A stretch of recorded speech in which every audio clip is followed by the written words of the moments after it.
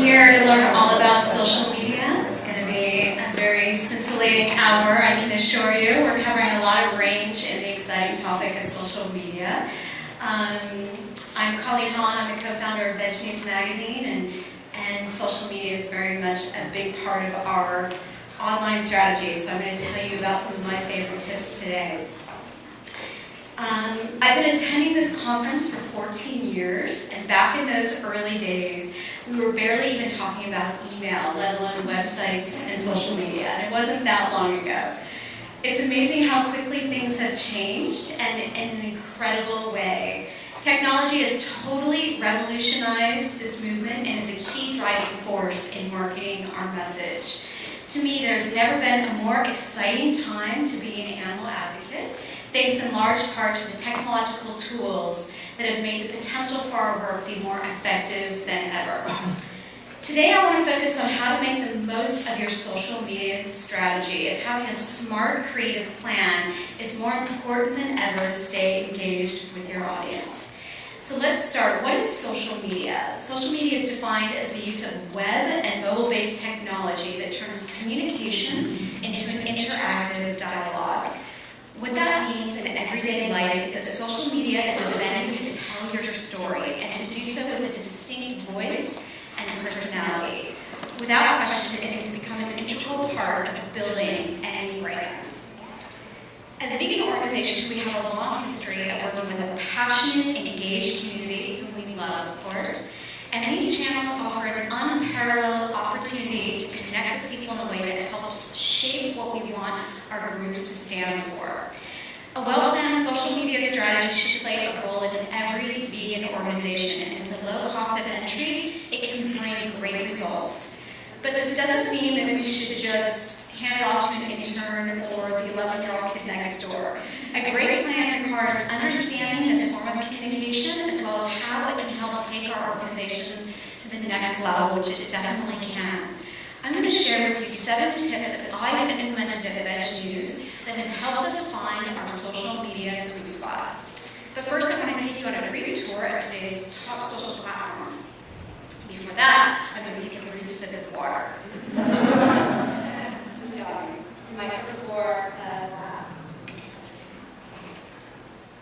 All right, let's start with the granddaddy of all Facebook, which we all know and love/hate. Today it has 1 billion active users worldwide, and it's the biggest, baddest social network out there. Users are highly engaged, and people are looking for lifestyle content. For VegNews, the 2 forms of content that work best for us are food and animal photos. It works every time. Currently, we have 325,000 users on Facebook, and just to give you a glimpse into what's possible, I did this panel last year, and we had 77,000 users on Facebook, so I couldn't believe the difference in 1 year. Twitter, kind of number 2 up there, is 560 million active users.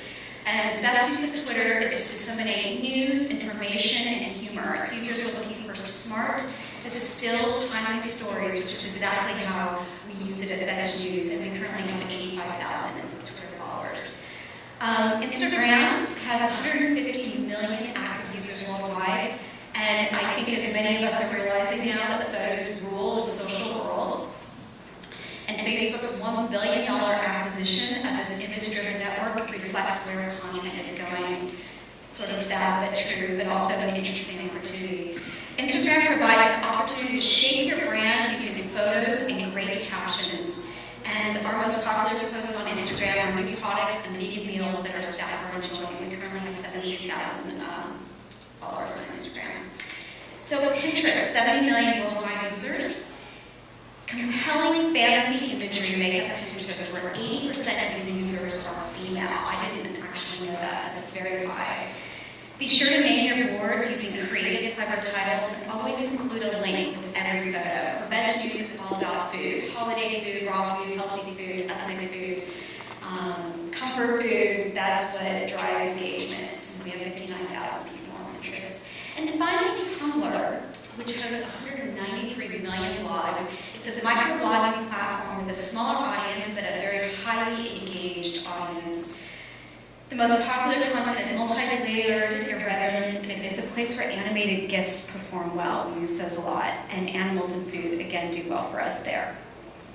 Okay, so now that we have a baseline of the top social platforms today, let's move on to my 7 tips for a great social media plan. Tip number 1, and this is so important, get the right person on the job. Before launching your program, it's vital to understand the nuances of the various platforms in order to use them in the best possible way. While Facebook users want content that's fun and entertaining, Twitter, as I mentioned, has become the go-to network for news and information.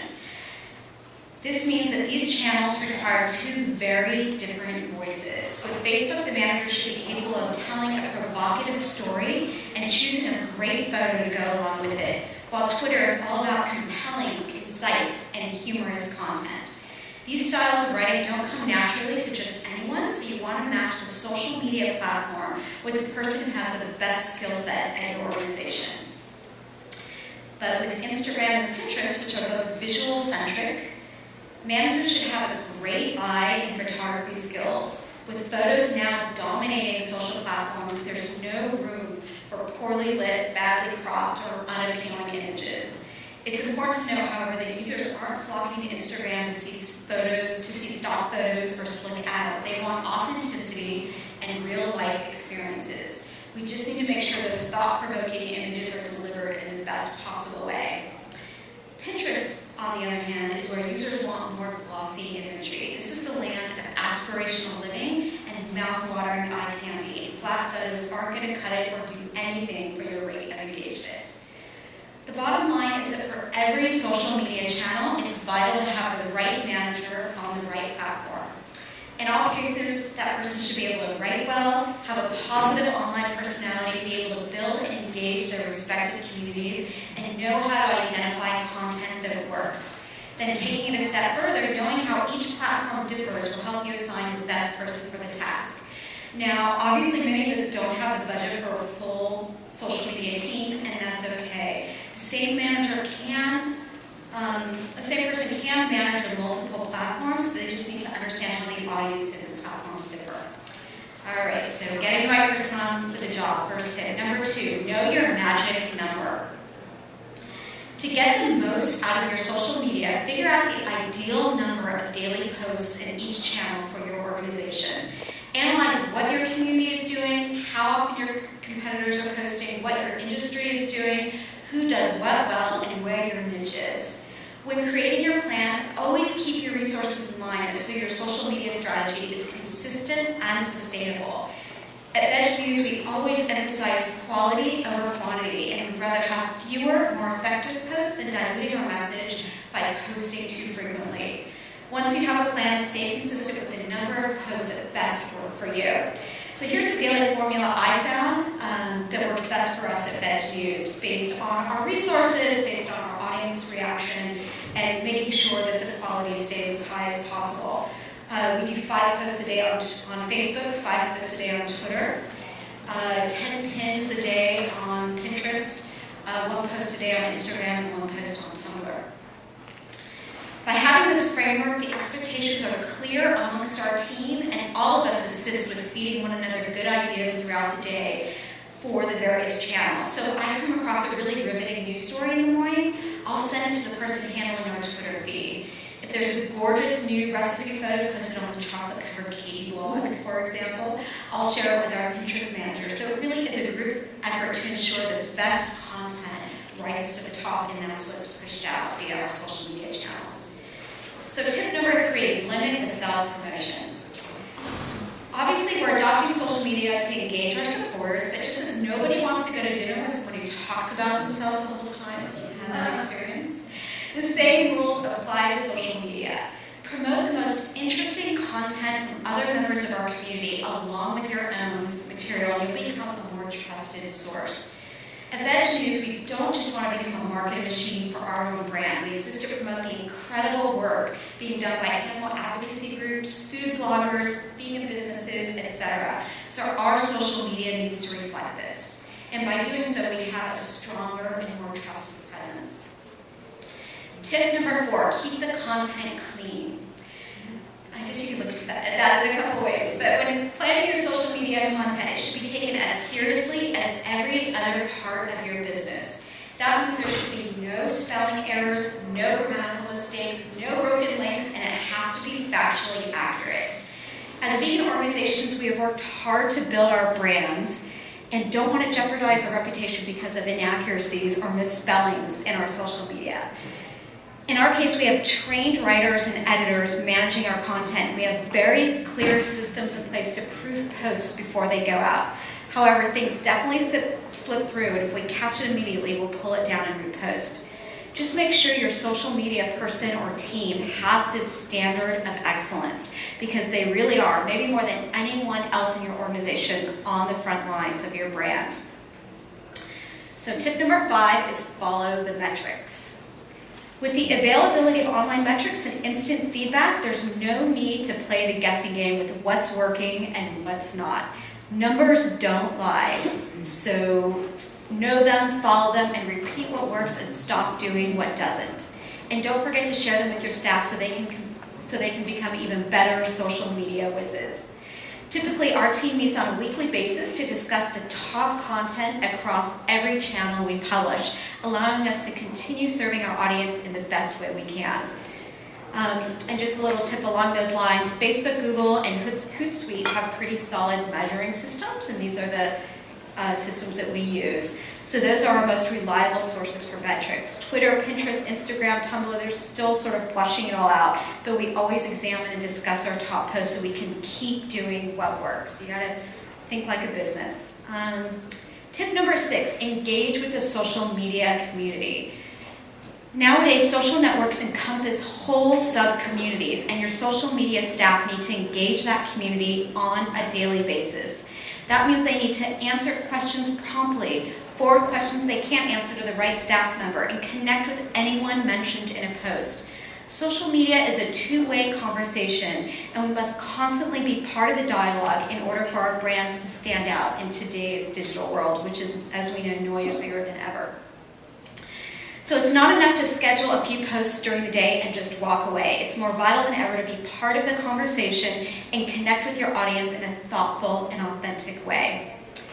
So my final tip is to get creative. Your online community deserves the best online content possible, so keep your social media fresh with innovative ideas. Everything from giveaways, photo galleries, infographics, and polls to live chats and live tweeting have worked for us at VegNews. Always look for opportunities to creatively deliver content so that your audience stays interested and engaged. After all, what's good for your supporters is good for your organization. So I hope this gives you some insight to help maximize the effectiveness of your social media strategy. At the core of all of your social media, though, is great content. So I want to leave you this afternoon with some of my rules for creating excellent content so that your work stands out from all of the noise online. Make it simple, make it memorable, make it inviting to look at, make it fun to read, and make it for your audience, not you, personally. Finally, be generous with your information. Support others, be kind, and be empathetic to those people that want to connect with you. This is true in life and in your social media, which is an extension of who we are and what we stand for. Thank you.